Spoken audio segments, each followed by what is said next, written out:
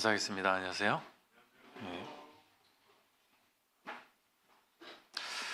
예, 예수 그리스도를 믿는 사람들을 그리스도인이라고 합니다.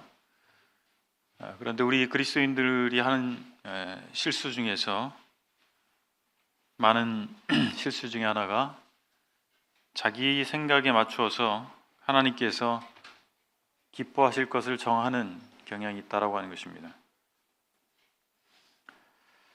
우리는 다 그리스도인이기 때문에 저를 비롯해서 모든 형제 자매님들이 하나님께서 기뻐하시는 삶을 살고자 하는 기본적인 소망이 있다라고 믿습니다. 그렇기 때문에 하나님께서 무엇을 기뻐하시는가, 어떻게 우리는 하나님을 기쁘시게 할 수 있는가라고 하는 주제가 우리에게 중요한 질문이 될 것입니다. 히브리서 기자는 히브리서 12장의 마지막 부분에서 하나님을 기쁘시게 섬겨야 할 것에 대해서, 그 의무에 대해서 히브리 그리스도인들에게 촉구를 하고 있습니다.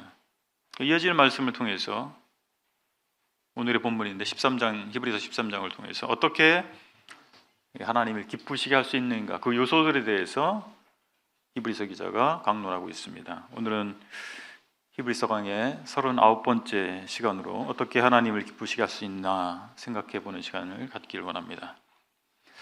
먼저 오늘의 본문은 하나님을 기쁘시게 하기 위해서 사랑의 의무에 충실해야 한다고 말씀하고 있습니다. 1절부터 3절을 읽겠습니다. 히브리서 13장 1절부터 3절입니다.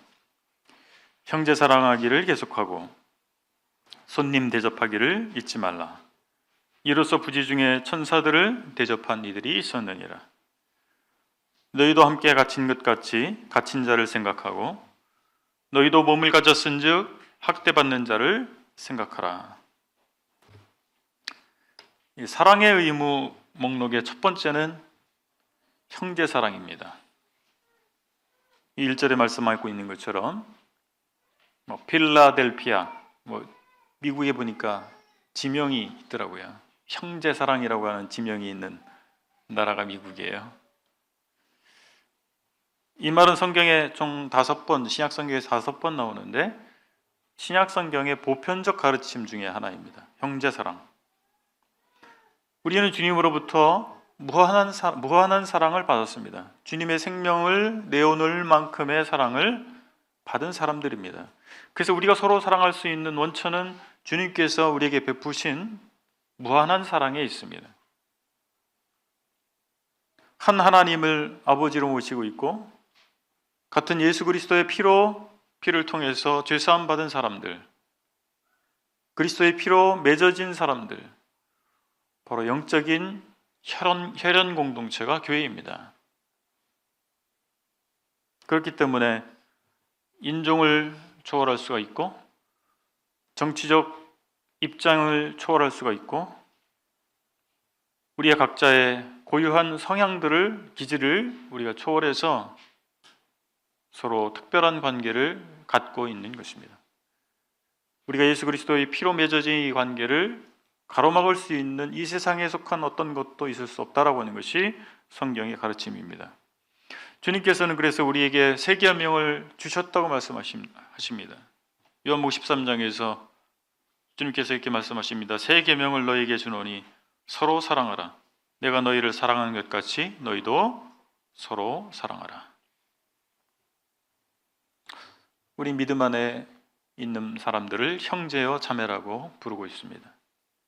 그 말의 의미가 무엇입니까? 우리는 피를 나는 혈연 공동체다, 혈육이다 라고 하는 것입니다. 영적으로 그런 것이죠. 그런데 우리가 형제 자매들에 대해서 사랑이 부족하다 할 것 같으면 그 이유는 어디에서 오느냐면 형제 자매를 사랑할 수 있는 근원의 문제가 있다고 하는 것입니다.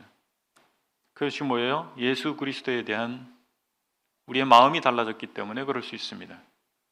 반면에 우리가 예수 그리스도에 대한 마음이 뜨겁다면, 예수 그리스도에 대한 사랑으로 충만해질 것 같으면 형제 자매에 대한 사랑이 자연스럽게 나타날 수밖에 없다라고 하는 것입니다. 사랑의 의무 목록의 두 번째는 나그네를 대접하는 것입니다. 여기 2절에 보니까 손 대접하기를 잊지 말라고 말하고 있는데, 초대교회 당시에는 지금과 전혀 다른 세상이었습니다.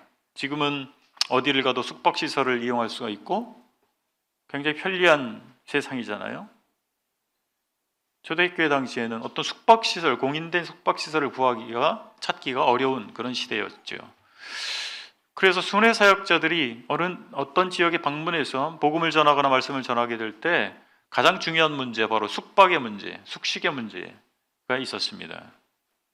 그래서 그 지역에서 살고 있는 그리스도인들이 그런 순회 사역자들을 집으로 초청해서 재워주고 먹여주고, 그리고 그곳을 떠나게 될 때 여비도 챙겨주고, 이런 일들이 아주 자연스럽게 이루어져 있었고 매우 중요한, 매우 필요한 일들이었다라고 하는 것입니다.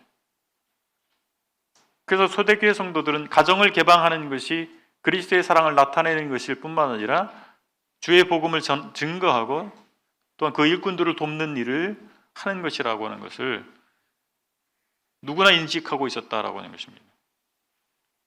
그러면서 히브리서 기자는 얘기합니다. 구약 성경에 나타났던 부지 중에 천사를 대접한 사례를 이야기하고 있는데, 아브라함과 롯의 사례가 될 것입니다. 아브라함도 그랬고 롯도 그랬고 손님 대접하는 것이 그들에게 아주 익숙한 일이었고, 그렇게 대접을 했을 때 하나님의 사자를 대접하는, 그래서 그 하나님의 사자로부터 영적 유익을 얻었던 모습을 확인할 수가 있겠습니다. 우리는 하나님의 일꾼들을, 복음을 전하는 일꾼들을 위해서, 말씀을 전하는 일꾼들을 대접하는 가운데에서 영적 유익을 얻습니다. 요즘에는 우리가 편리를 위해서 대중 숙박시설을 이용하기도 합니다만, 과거에는 집으로 초대해서 가정을 개방해서 그러한 일꾼들을 대접하는 일이 흔했습니다. 저도 그런 경험을 가지고 있는데, 집에서 자녀들과 함께, 그 형제님들과 함께 교제하고 이런 가운데서 많은 영적 유익을 얻었던 기억이 있습니다. 하나님께서는 우리가 하나님을 위해서 뭔가를 드리게 됐을 때, 나의 것을 하나님 앞에 내놓게 됐을 때 하나님께서 그것을 공짜로 받지 않으시는 분이십니다. 어떤 방편으로든 간에 우리의 헌신에 대해서 갚아주시는 분이라는 사실을 체험을 통해서 알 수가 있습니다. 사랑의 의무 목록의 세 번째는 갇힌 자와 학대받는 자를 동정하는 것입니다. 고난을 모면하고 유대 사회에 동화되기를 유혹받았던 히브리 그리스도인들에게 히브리서 기자가 이야기합니다. 지금 갇혀있는 형제들을 생각하십시오. 지금 박해받고 있는 그 형제 자매들을 생각하십시오. 유대 사회에 동화되기보다는 오히려 투옥되어 있는 성도들과 동화되십시오. 이런 요구를 하고 있는 것입니다. 21세기에 우리는 살고 있지만 성경 시대에 방불하게 지금도 어느 지역에서는 예수 그리스도를 믿는다는 이유로 박해받는 사람들이 있습니다. 그들의 생명이 위협받고 있는 사람들이 있는 것입니다. 우리는 그들과 동일하게 고통을 받을 수 있는 육체를 가지고 있습니다. 그들은 훌륭한 그리스도인이기 때문에 육체를 가지고 있어도 고통을 느끼지 못하는 것이 아니고, 우리와 방불한, 우리가 느낄 수 있는 굶주림의 고통과 갇힌 고통과 또 매맞을 데 없는 고통에 대해서 똑같은 사람들이라고 하는 것입니다. 우리가 자꾸 있는 것이죠. 훌륭한 그리스도인들은 나와 좀 다른 사람인 것처럼 생각하는 경향이 있습니다. 그들에게도 자녀들이 있을 것이고, 그들도 사랑하는 부모님이 있을 것이고, 그들의 육체도 우리와 같이 연약이 있는 것입니다. 우리 같은 하늘 아래에 있지만 그들은 신앙의 자유를 얻지 못하고 신앙 때문에 죽음을 무릅써야 되는 이런 분들이 있다는 사실, 우리가 잊어서는 안 될 것입니다. 영적 세계에 무관심한 우린 주변 사람들을 만나게 됩니다. 우리가 속한 사회는 영적 세계에 관심이 없습니다. 현실의 삶에 초점을 맞추고 살아가게 됩니다. 참으로 신기한 것은 그리스도인들이 그런 사회에 살다 보니 그런 사회에 동화되기 쉽다라고 하는 것입니다. 우리는 이 세상에 속하지 않았음에도 불구하고 이 세상에 동화될 수 있는 여러 가지 조건들을 갖추고 있다라고 하는 것입니다. 그래서 우리는 계속해서 갇힌 자를 생각할 필요가 있는 것입니다. 이 시대에 예수 그리스도를 믿는다는 이유로 박해받는 이들을 생각할 필요가 있는 것이죠. 그래서 그들과 동화되기 위해서 노력하지 아니하면 우리는 자연스럽게 우리가 속해 있는 세상, 영적 세계에 관심이 없는 세상, 현실에만 초점을 맞추고 사는 이 세상에 동화될 수 있는 가능성이 많다라고 하는 것입니다. 사랑의 의무 목록의 네 번째는 이성 간의 올바른 사랑입니다. 4절에 보니까 이렇게 말씀하고 있습니다. 모든 사람은 결혼을 귀히 여기고 침소를 더럽히지 않게 하라. 음행하는 자들과 간음하는 자들을 하나님이 심판하시니라. 형제자매들, 한번 제가 질문을 드리겠습니다. 우리가 살고 있는 이 사회는 결혼을 귀히 여기고 있습니까? 어떠세요? 그렇다고 말할 수가 없습니다. 말하기 너무 어려워요. 적지 않은 분들이 결혼을 피하려고 합니다. 그렇지 않나요? 결혼하려고 싶어 하지 않습니다. 결혼을 웬만하면 피하려고 하는 분위기가 요즘 세대 가운데 있습니다. 그리고 결혼과 상관없이 서로 마음만 맞다면 성적 관계를 갖는 것은 굉장히 자연스러운 것으로 생각하고 있습니다. 그러나 결혼은 어떤 것입니까? 사람들에 의해서 만들어진 것입니까? 하나님께서 창조하신 것입니다. 인간을 창조하실 때 남자와 여자로 창조하시고 그들이 연합하여 하나가 될 수 있도록 하나님께서 섭리하신 것이죠. 결혼은 하나님으로부터 오신 거예요. 하나님께서 복으로 주신 많은 것들이 죄가 인간에게 들어오면서 왜곡되고 남용됐습니다. 그 중에 하나가 성이고 결혼입니다. 하나님께서는 우리에게 복으로 주신 것이죠. 성을 복으로 주신 것이고 결혼을 우리에게 복으로 주신 것입니다. 근데 많은 사람들이 그것을 왜곡시켜 오고 있다는 건 사실입니다. 오늘의 본문에서 결혼을 귀히 여기라고 하는 것은 남편과 아내 사이에 맺은 언약을 소중히 여기라고 하는 것입니다. 그래서 성경에서는 1대1의 부부관계를 남자와 한 여자의 부부관계를 유효하게 여기십니다. 그래서 둘 사이의 성적 약속이 더럽혀지지 않는 것이 하나님의 뜻입니다. 세상에서는 이 사람도 만나보고 저 사람도 만나보고 결혼과 상관없이 얼마든지 사랑한다면 용납할 수 있다라고 하는 것이 세상의 생각입니다. 그러나 하나님께서는 성적 부도덕에 대해서 율법화에서는 사형에 처하도록 했습니다. 오늘날과 같이 그냥 형장에서 치러지는 사형제도가 아니에요. 공개 처형입니다. 간음한 자는 공개 처형하도록 규정하셨어요. 하나님께서 이 성적 범죄에 대해서 어떻게 여기시는가가 잘 드러나고 있는 장면인 것이죠. 세속적 사랑은 어떻습니까? 로맨스 안에서 하나님께서 금하시는 것조차 용납해야 된다고 생각합니다. 용납할 수 있다고 생각합니다. 그러나 성경적인 사랑은 하나님의 뜻과 신앙 양심 안에서 서로를 보호하고 지켜주는 것입니다. 여러분, 주방에서 쓰는 칼이 있잖아요. 식칼이라고 하고 주방용 칼이 있잖아요. 그것이 도마 위에서 사용될 때는 맛있고 몸에도 좋은 음식을 만드는 아주 좋은 도구입니다. 그러나 도마를 벗어나게 됐을 때 그것은 무서운 흉기가 될 수도 있습니다. 가스레인지의 불꽃이 가스레인지 안에 있을 때 음식을 조리하는 유용한 자원입니다. 그러나 그 불꽃이 가스레인지를 벗어나기 시작하면 모든 것을 태워버릴 수 있는 무서운 것이 될 수 있다는 사실입니다. 결혼도 마찬가지고 우리에게 하나님께 주신 성도 마찬가지입니다. 하나님께서 주신 질서 안에, 룰 안에 있을 때 그것은 아름다운 것이고 우리에게 유익한 것이지만 그것을 벗어나게 됐을 때 우리의 삶을 불태우게 된다는 사실입니다. 사랑의 의무 목록의 5번째는 돈을 사랑하지 않는 것입니다. 이 5절 6절을 보면 이렇게 말씀하고 있습니다. 돈을 사랑하지 말고 있는 바를 족한 줄로 알라. 그가 친히 말씀하시기를 내가 결코 너희를 버리지 아니하고 너희를 떠나지 아니하리라 하셨느니라. 6절 그러므로 우리가 담대히 말하되 주는 나를 돕는 이시니 내가 무서워하지 아니하겠노라. 사람이 내게 어찌하리요 하노라. 우리가 사랑할 것이 있고 사랑하지 말아야 할 것이 있습니다. 이제 사랑하지 말아야 할 것을 말씀하는데 그것이 뭐냐면 돈입니다. 바울은 디모데후서 3장 21절에서 말세의 징조에 대해서 말씀할 때 말세의 징조 중에 하나가 돈을 사랑하는 것이다 라고 교훈하고 있습니다.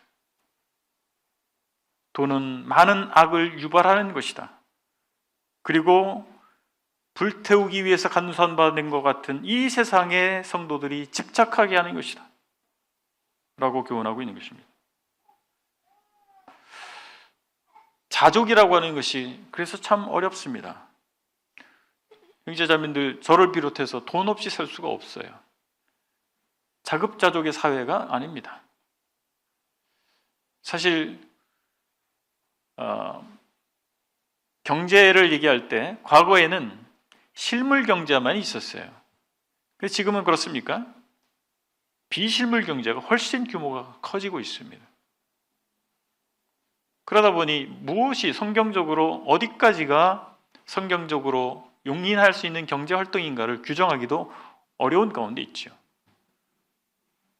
그래서 성경적 윤리학이 굉장히 중요한 시대입니다. 어쨌거나 우린 돈 없이 살 수 없어요. 우리 사회는 그렇습니다. 그런데 우리가 돈을 사랑하는 것과 돈의 필요를 위해서 무언가 하는 것과 어떻게 구분할 수 있을까? 그것이 참 쉽지 않은 것입니다. 근데 바울은 빌립보서 4장 11절에서 이렇게 교훈합니다. 내가 궁핍함으로 말하는 것이 아니라 어떠한 형편에든지 나는 자족하기를 배웠노니. 바울은 어떤 사람이었습니까? 그의 생애를 보면 부요를 경험한 사람이었고 유학파입니다. 다소 출신의 헬라 문화권에서 자랐고 예루살렘에 유학 온 사람이에요. 당대 최고의 스승이라고 일컬었던 가말리엘이라고 하는 사람 밑에서 공부한 보통 사람은 아니었을 거예요. 그런 사람이 예수 그리스도를 믿음으로 말미암아 권세와 부를 잃어버렸습니다. 그래서 이 바울은 자신의 삶 가운데서 부요함과 궁핍함을 다 경험한 거예요. 그래서 어떤 형편에든지 자족하기를 배울 수 있었습니다. 계속 풍요하게 사는 사람이 자족을 배울 수가 쉽지 않습니다. 계속 가난하게 산 사람이 또 자족을 배우기가 어렵다고 생각합니다. 그런데 바울은 둘 다를 경험하면서 그런 가운데 나는 자족하기를 배웠다라고 얘기하는 것이죠. 돈이 없던 사람이 갑자기 부자가 됐어요. 그 사람 자족을 알고 있을까요? 부자에 있던 사람이 다 망해가지고 갑자기 가난해졌어요. 그 사람 정말 자족을 배울 수 있을까요? 여러분 어떻게 생각하십니까? 쉽지 않습니다. 부유한 사람이 과거의 씀씀이와 다른 씀씀이가 되죠. 씀씀이가 올라가죠. 그런데 그것을 지나치게 높이지 아니하고 씀씀이를 유지할 수 있다면 그 사람은 정말 자족하기를 배운 사람이죠.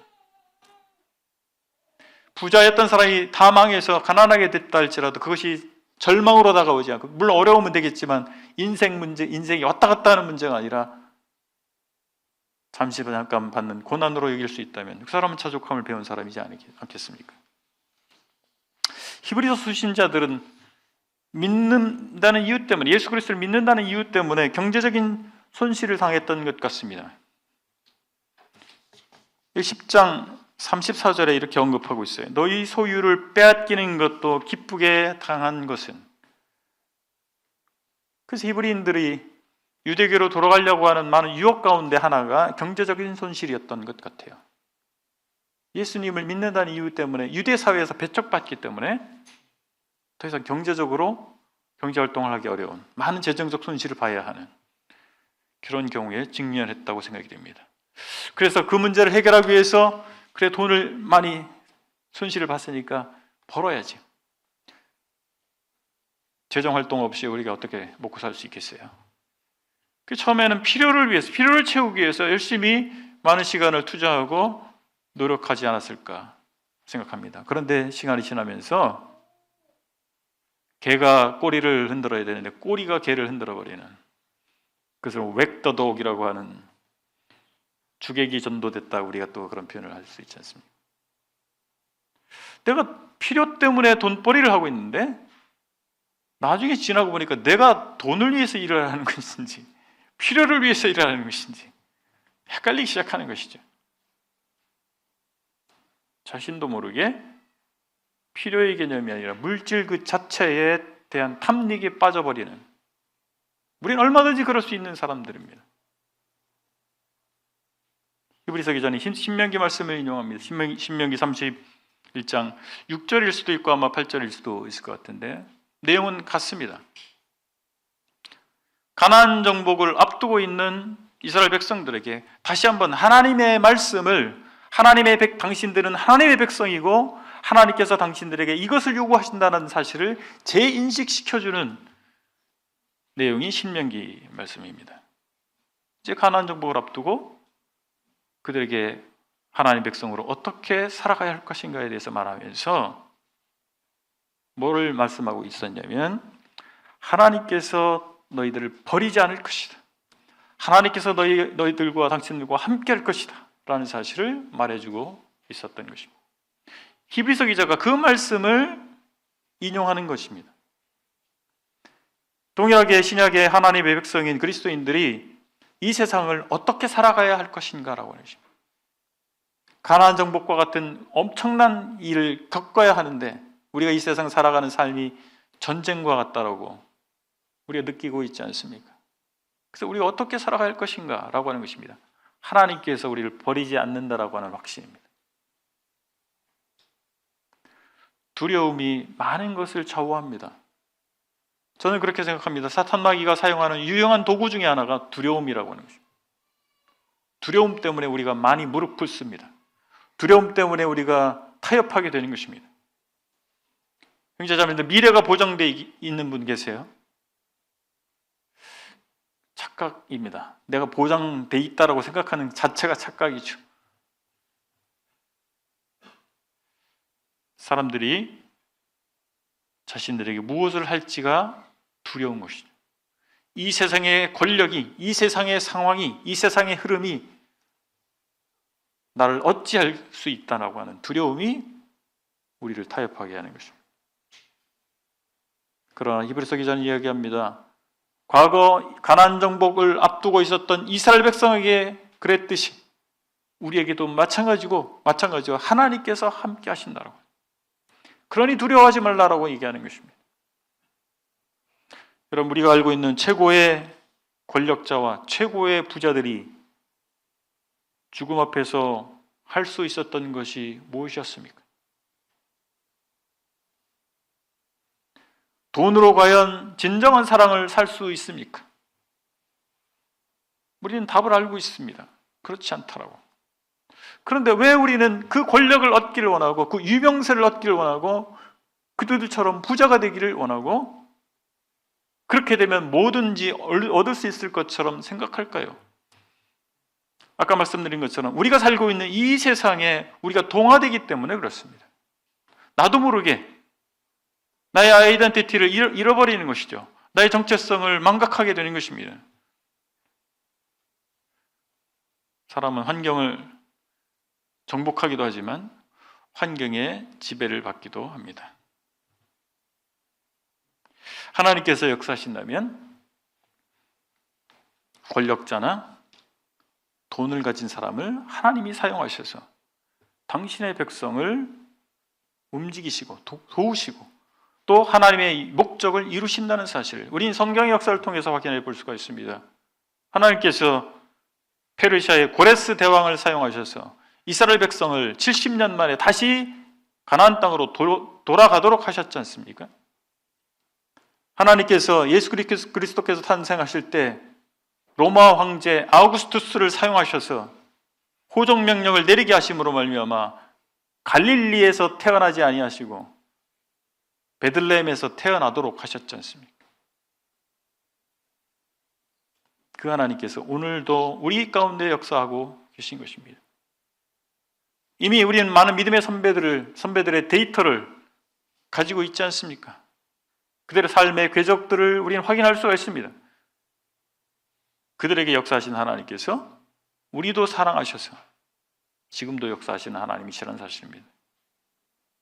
사람도 사랑하는 사람을 위해서 애쓰잖아요. 나이가 드신 형제 자매님들은 그랬던 기억이 너무 오래돼서 사랑하는 사람을 위해서 내가 하기 싫은 것도 하고 뭔가 귀한 것을 그에게 제공하기 위해서, 주기 위해서 노력하지 않습니까? 하나님께서 우리를 사랑하십니다. 근데 그 하나님께서 우주의 주인이시고 최고의 권력을 갖고 계신 분이십니다. 가장 풍요로운 분이시지 않습니까? 그 하나님께서 나를 사랑하시는 거예요. 두 번째, 오늘의 본문은 하나님을 기쁘시게 하기 위해서 교회, 즉 신자의 공동체 일원의 의무에 충실해야 한다고 말씀하고 있습니다. 7절을 보실까요? 7절을 보면 이렇게 말씀하고 있습니다. 하나님의 말씀을 너희에게 일러주고 너희를 인도하던 자들을 생각하며 그들의 행실의 결말을 주의하여 보고 그들의 믿음을 본받으라. 신약 성경에 나타난 교회에는 성령께서 세우신 장로들이 있었고 그 장로들에 의해서 인도되었습니다. 바울이 밀라도에서 에베소 장로들을 청해서 이렇게 교훈합니다. 성령이 그들 가운데 여러분을 감독자로 삼고 하나님이 자기 피로 사신 교회를 보살피게 하셨느니라. 장로는 감독자요? 감독이요?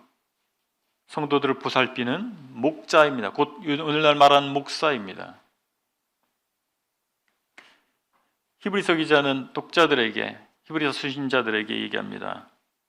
당신들에게 하나님의 말씀을 가르쳐왔던 사람, 이 믿음의 공동체를 세운 이들을 주의하여 보고 그들의 믿음을 본받으십시오. 그들이 전했던 예수 그리스도를 떠나지 말고 그들이 믿고 그들이 선포했던 예수 그리스도를 떠나지 말고 그들의 가르친 그 가르침을 주목하라고 하는 것입니다. 신약 성경은 하나님의 백성의 목자들에게 주어진 중요한 책임이 하나님의 말씀으로 그들을 가르치는 것임을 분명히 말씀하고 있습니다. 그리고 그들은 잘 가르칠 뿐만 아니라 그들의 삶을 통해서 그 가르침을 실증해 보여주도록 요구받았습니다. 그냥 단순히 이론을 가르치는 것이 아니라 잘 가르칠 뿐만 아니라 실제적으로 삶을 통해서, 삶의 간증을 통해서 그 가르침의 내용을 보여주도록 하고 있는 것입니다. 그래서 분별력이 필요하고 성경에 대한 올바른 분별력이 필요하고 영성이 필요하고 삶의 간증이 필요한 사람들입니다. 그 사람들이 교회의 목자들입니다. 그런 검증된 이들로부터 가르침을 받아야 할 것을 말씀해 주고 있지요. 왜냐하면 거짓 교사들이 많이 있었기 때문에 그렇습니다. 잘못된 가르침이 그런 거짓 교사를 통해서 교회에 들어오게 되고 성도들의 신앙을 잘못되게 할 수 있기 때문에 그렇습니다. 우리는 검증됐다라고 하는 표현이 참 규정하기 쉽지 않은 것이지만 방금 말씀드린 것처럼 그가 정말 성경에 대해서 올바른 분별력을 가지고 있는 사람인가? 그가 어떤 믿음의 생활을 하고 있는 사람인가? 이것이 공적으로 검증될 필요가 있습니다. 그들을 통해서, 그런 검증된 성경 교사들을 통해서 우리가 제대로 성경에 대해서 하나님의 진리의 말씀을 배워야 한다는 사실입니다. 그래서 서청주교에서는 성경 교사에 대해서 아주 엄격한 기준을 요구하고 있습니다. 그래서 교사가 되기 위해서는 어떤 과정이 우리에겐 필요합니다. 다 알고 계시죠? 그 과정을 시험의 기간을 거치고 그리고 교사가 됐다 할지라도 계속해서 우리는 훈련을 또 공부를 요구하고 있습니다. 왜냐하면 그럴만한 분별력이 필요하고 또 그럴만한 삶의 간증이 되지 아니하면 성경에서 말하는 진리의 말씀을 올바로 가르치고 삶에 실증적으로 보여줄 수가 없기 때문에 그렇습니다. 성경교사인데 집회 참석하지 않고 교회 중심적으로 살지 않아요. 학원 강사는 학원에 와서 수학 공식 잘 가르쳐주면 됩니다. 문제 잘 풀 수 있도록 해주면 됩니다. 그러나 성경교사는 그렇지 않습니다. 하나님의 공동체인 교회를 세우는 교사이잖아요. 그래서 교회 중심적으로 살지 않는 사람이 성경교사가 될 수 있을까요? 교사직을 유지할 수 있을까요? 그렇지 않습니다. 그리고 그의 삶이 가정에서, 사회에서 성경적이지 않는 모습이 나타난다 할 것 같으면 성경교사의 자격이 없죠. 요즘엔 인터넷을 통해서 유익한 정보나 영성 있는 좋은 설교나 가르침을 손쉽게 접할 수 있습니다. 유용한 도구이기도 합니다. 그러나 반면에 검증되지 않은 잘못된 가르침들도 홍수처럼 넘쳐나는 것입니다. 그래서 검증이 필요하지요. 그래서 형제자매님들이 새로운 정보를 접하게 됐을 때, 새로운 내용을 전해 듣게 됐을 때, 그것이 인터넷이든 책자든 검증된 성경교사와 상담하시고 이런 내용이 새로운 내용을 접하게 되는데 이게 맞습니까? 라고 확인할 필요가 있다고 하는 것입니다. 히브리서 수신자들이 접하고 있었던 잘못된 가르침 중에 하나는 음식에 관한 규정이었어요. 그들에게 어떻게 보면 새로운 것이 아니라 이미 유대인들이었기 때문에 익숙한 것이죠. 음식 규정. 구약 성경의 율법에 의하면 그들이 먹을 수 있는 음식과 먹지 말아야 될 음식이 정해져 있었습니다. 그런데 예수 그리스도께서 이 땅에 오셔서 가르친 것은, 음식에 대한 가르침에서 핵심적인 요소는 모든 음식을 깨끗하다 하시니라 라고 하는 것입니다. 분명한 가르침이 있으면 쉬웠던 문제가 그렇지 않을 때 난제가 됩니다. 하나님의 말씀에 대해서 내가 잘 배우고 그 분별력이 확실하면 그냥 쉽게 이해할 수 있는 문제예요. 쉽게 선택할 수 있는 문제가 난제가 되는 거예요. 어려운 문제가 되는 거죠. 갈등의 문제가 되는 것입니다. 그래서 검증된 이들로부터 잘 배우고 그분을 따라야 한다는 사실입니다.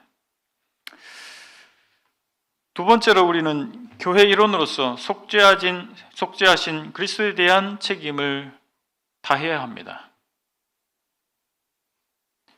여기 10절을 보시면 이렇게 말씀하고 있어요. 우리에게 제단이 있는데 장막에서 섬기는 자들은 그 제단에서 먹을 고난이 없나니. 여기 먹는다라고 하는 표현을 하고 있는데 이 말은 그리스도의 희생제사로 이루어진 유익에 참여하는 것을 의미하는 말입니다. 그리모노라고 하는데 단순히 음식을 먹는 것이 아니고 예수 그리스도께서 속죄 사역을 통해서 이루신 일에 내가 참여할 수 있다, 그런 개념입니다. 그러니까 이 옛 제도, 율법의 행위를 통해서는 그리고 그것에 초점을 맞추면서 예수 그리스도의 사역을 거부하게 될 때는 예수 그리스도의 속죄 사역의 혜택을 받을 수 없다는 사실을 이야기해주고 있습니다.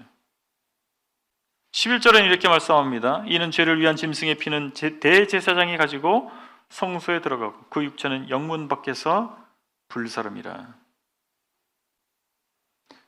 구약의 속죄 제사를 보면 안수하고 이제 제물을 잡아서 그곳에서 피를 받고 피를 뿌리고 제단 위에 불사를 것이 있고 진 밖으로 가지고 나가서 불사를 것이 정해져 있었습니다. 그래서 모든 것이 제단 위에서 불사르는 것이 아닙니다. 그리고 대속죄일 날 황소와 염소가 이스라엘 진 밖으로 끌고 나가서 그곳에서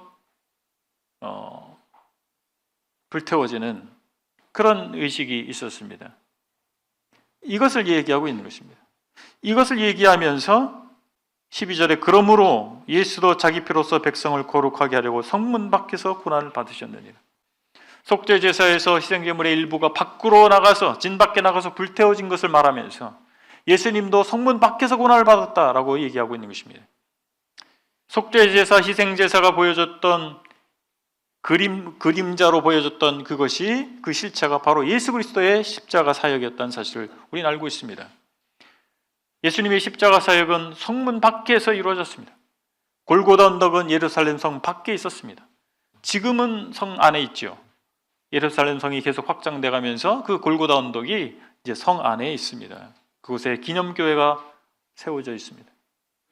어쨌든 이 당시에 예수님께서는 성문 밖에 가셔서 고난을 받으신 것입니다.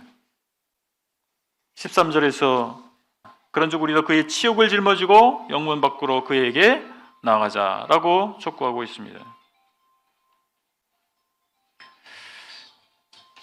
우리가 예수님을 따르기 위해서는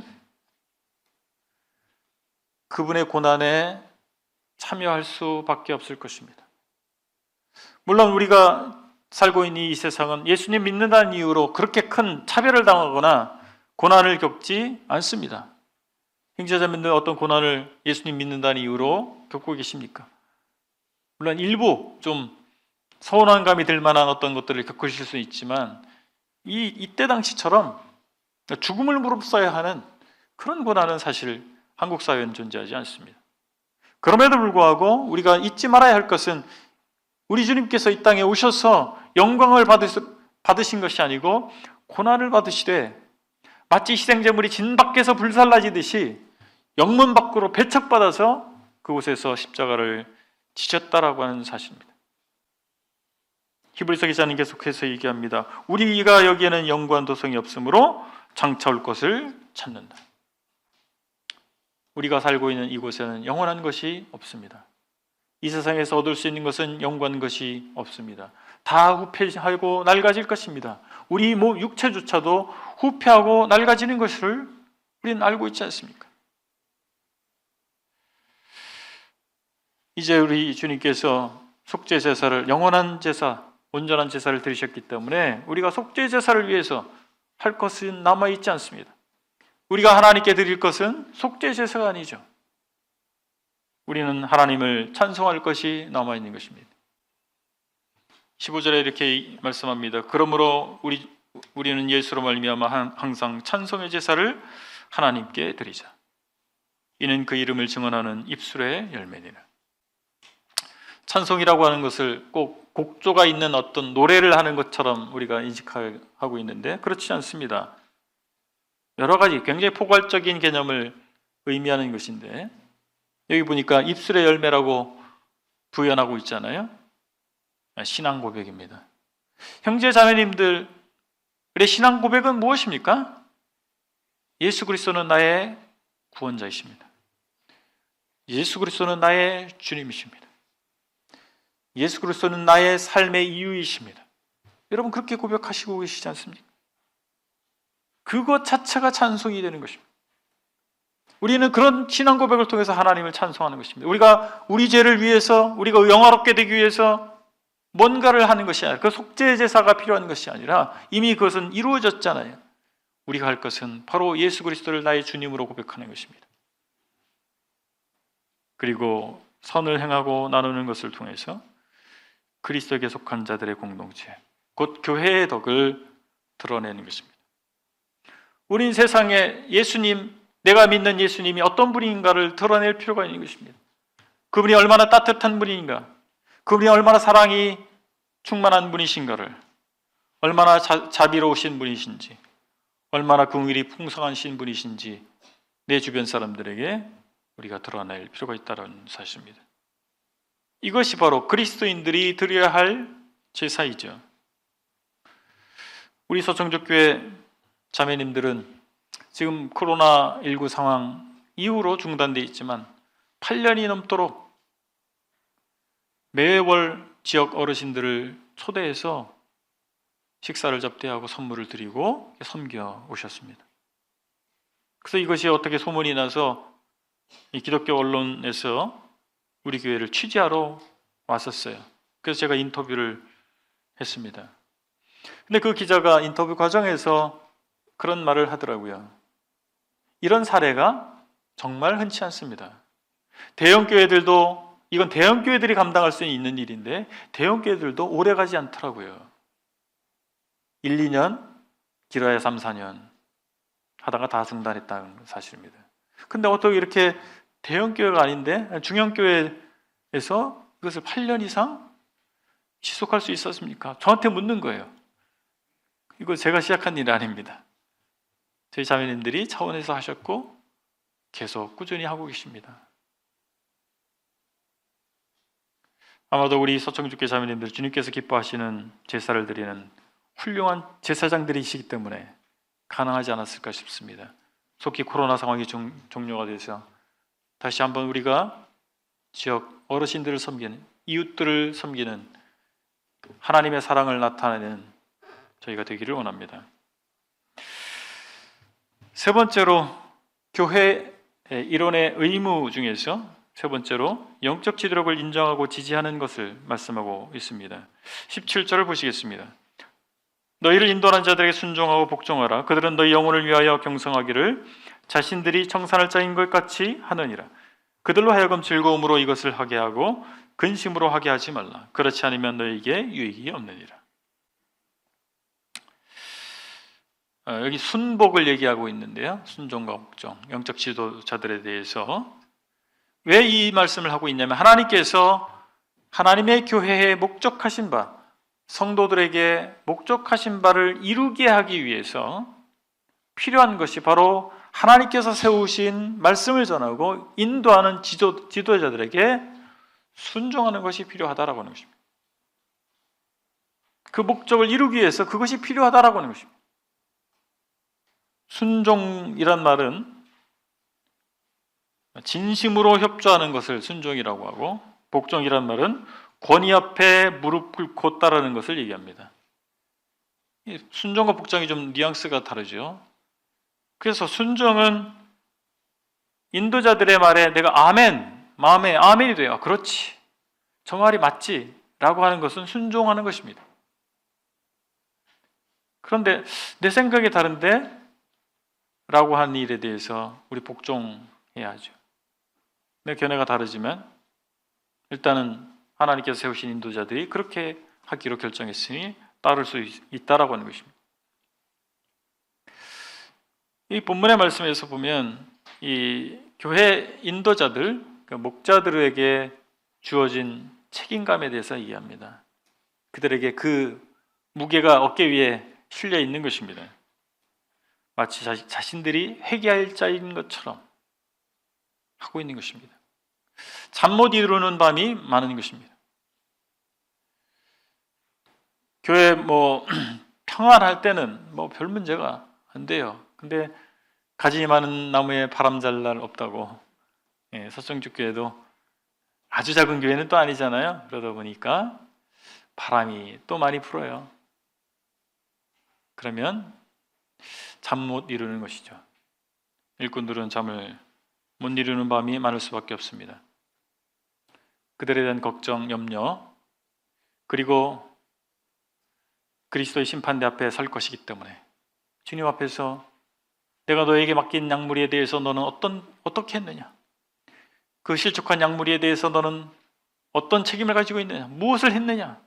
라고 주님 물으실 것이기 때문에, 그날 앞에 그 자리에서 주님을 볼 것이기 때문에 잠 못 이루는 것이죠. 그래서 목자들은 양들이 재구집대로 할 때가 제일 어렵습니다. 재구집대로 하면 정말 어렵죠. 줄다리기 할 수도 없고 강제할 수도 없고, 다 스스로 생각하고 결정할 수 있는 민주주의 사회 아닙니까?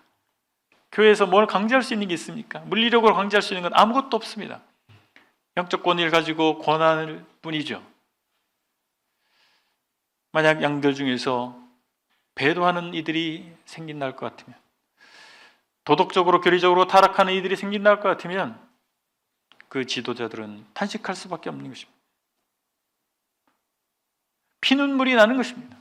그 공개적으로 막 그렇게 할 수는 없잖아요. 근데 정말 피눈물을 흘릴 수밖에 없다는 사실입니다. 그래서 그들을 따라주라는 것이에요. 하나님께서 그들을 통해서 말씀을 가르치고 이 교회를 인도하도록 하셨지 않는가. 그래서 그들을 따라주라는 것입니다. 히브리서 기자는 수신자들에게 자기를 위해서 기도해달라고 요청하고 있습니다. 18절에 이렇게 말합니다. 우리를 위하여 기도하라. 우리가 모든 일에 선하게 행하려 함으로 우리에게 선한 양심이 있는 줄을 확신하노니 내가 더 속히 너에게로 돌아가기 위하여 너희가 기도하기를 더 원하노라. 아무리 생각해 보면 아마도 이 히브리서 기자는 그들의 지도자였던 것 같아요. 그러면서 선한 양심을 가지고 하는지에 대한 의심을 받았던 것 같습니다. 나는 선한 양심을 가지고 있습니다. 이것을 좀 믿어주세요. 나는 당신들에게 정말 다시 돌아가고 싶어요. 뭔가 이유가 있었던 것 같아요. 이 사람이 감옥에 갇혀 있든지 뭔가 갈 수 없는 사정이 있었던 것 같은데 회중들은 그가 선한 양심을 가지고 있는지 의심하고 우리에게 관심이 과연 있는 사람인가 의심하지 않았을까 생각을 합니다. 교회 목자들에게는 회중이 그들의 선한 양심으로 일하고 있다는 사실을 인정해 주는 것보다 더 중요한 게 없습니다. 그들이 자기 영달을 위해서 일하고 있는 사람들이 아니고 뭔가 돈벌이를 위해서 일하는 사람들이 아니고 뭔가 권세를 누리기 위해서 일하는 사람이 아니라고 하는 것, 하나님 앞에서 정말 책임감을 가지고 양무리를 돌보기 위해서 선한 양심을 가지고 행하고 있다는 사실을 믿어주는 것, 그것과 바꿀 수 있는 것은 없습니다. 이것이 되지 않을 때 일꾼들은 지도력을 발휘할 수도 없고 그 일을 지속하기가 너무나 어려운 것이죠. 하나님을 위한 선한 양심으로 많이 할 수 있는 일입니다. 특히 우리와 같은 브레드린 교회에서는 더더욱 그렇습니다. 아무리 뛰어난 일꾼이라 할지라도 별로 누릴 수 있는 거 없지 않습니까? 전임 사역자뿐만 아니라 직업을 가지고 섬기는 일꾼들도 마찬가지잖아요. 직장생활 하면서 그 일을 하는 거예요. 그런다고 월급을 주겠어요? 보너스를 주겠어요? 아무것도 없습니다. 그러나 하나님께서 주신 마음으로 선한 양심으로 그 일을 행하고 있는 것입니다. 그것을 믿어주시고 우리가 하나님께서 주신 기회를 선용하기 위해서 이 공동체를 통해서 하나님께서 목적하신 바를 이루게 하기 위해서 우리가 합력해서 선을 이루기를 원합니다. 우리 교회 슬로건은 하나님을 기쁘시게 사람을 행복하게 입니다. 오늘의 본문의 교훈은 이 앞부분입니다. 하나님을 기쁘시게 어떻게 할 수 있는가. 첫 번째, 사랑의 의무에 충실해야 된다. 사랑해야 할 대상이 있고 사랑하지 말아야 할 대상이 있습니다. 형제 자매를 사랑하시고 그들을 대접하시고 이성 간의 사랑에 있어서도 하나님의 룰 안에서 사랑해야 된다는 사실이고 이 세상과 물질을 사랑하지 말라는 것입니다. 다음으로 우리는 교회의 일원으로서 그 의무에 충실해야 할 것입니다. 그러기 위해서 우리는 검증된 지도자들로부터, 검증된 성경 교사로부터 배움을 해야 될 것입니다. 그리고 우리가 그리스도인으로서 예수님에 대한 마땅한 책임을 다해야 할 것입니다. 우리 주님께서는 영문 밖에서 우리를 위해서 고난 받으셨습니다. 그분에 대한 책임은 내가 예수 그리스도를 믿는다 할 것 같으면 그분과 함께 영문 밖으로 나가기를 선택하는 것이고 그분과 함께 내가 고난 받기를 선택하는 것입니다.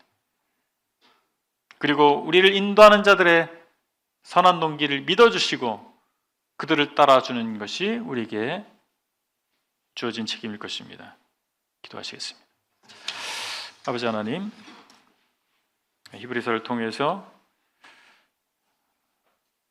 유대사회 동화되기를 유혹받던 그들에게 고난받는 자들과 함께하기를, 영문 밖에서 십자가 달려 죽으셨던 우리 주님과 함께하기를 촉구했던 이 말씀을 보면서 오늘날에도 우리가 살고 있는 세상에서 저희가 동화될 수 있는데, 그것을 뿌리치고 지금도 고난받고 있는 그리스도인들과 연대해서 하나님을 영화롭게 하는 저희가 되기를 원합니다. 우리 주님께서 영문 밖에서 고난받으셨듯이 우리도 주님과 같은 선택을 할 수 있기를 원합니다. 이 땅에는 영광 도성이 없음을 고백합니다. 주님께서 약속하신 그 나라를 향해서 가는 저희가 될 수 있기를 원합니다. 예수 그리스도의 이름으로 감사하며 기도했습니다. 아멘.